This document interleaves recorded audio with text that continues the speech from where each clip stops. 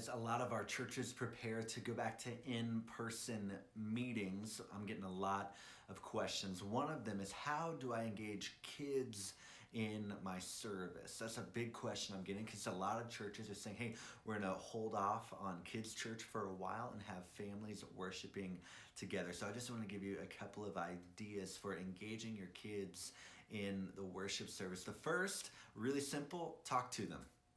Talk to them. Make them feel like they're part of the service. Make them feel like they're part of the group, just like you're talk to the kids. Don't just talk to adults. You can probably remember, even as a child, when people would talk to your parents and ignore you, it could be a frustrating thing. So make sure you're talking to kids. Talk directly to them.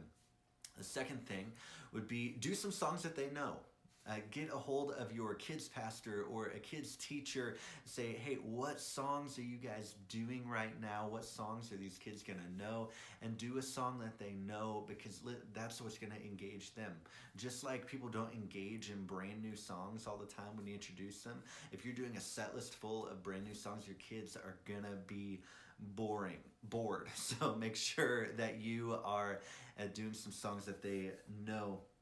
If you can, involve the kids pastor or kids teacher in service. See if they will jump up on stage. If the song has actions or something like that. I don't know if songs still do actions. I haven't done kids worship in a while.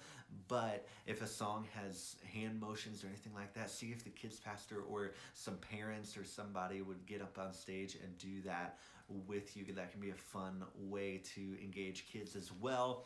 And with that, engage the parents. Get parents involved. Make it fun for the whole family, not just for the kids. Make it fun for everybody to involve in worship. Just like you try to get your worship team to model worship for your congregation, try to get parents to model worship for their kids.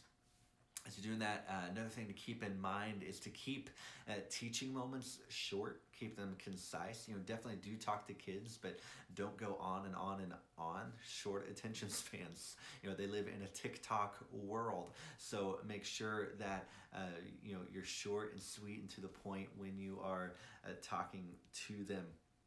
Last thing, with that in mind, of keeping things short, refrain from too many refrains. Don't repeat songs over and over and over and over. And if you're like me, you're a little shocked by this one.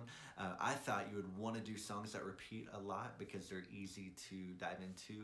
And I asked the kids pastor at my church, and she told me, you want to do things that repeat, but you don't want to just go on and on and on. And she used an example of the song Fight My Battles, or Surrounded. I don't actually know the title of that song. It's either Fight My Battles or Surrounded. But she said, I love the song, and it's great for adults, and they resonate with it. But for kids, oftentimes a song like that will just get boring because it's the same thing over and over, and they need something new to engage with. So refrain from too many refrains. Hey, if you do those things, you're going to be able to engage kids a little bit better. Definitely reach out to your kids teachers, kids workers, kids pastors.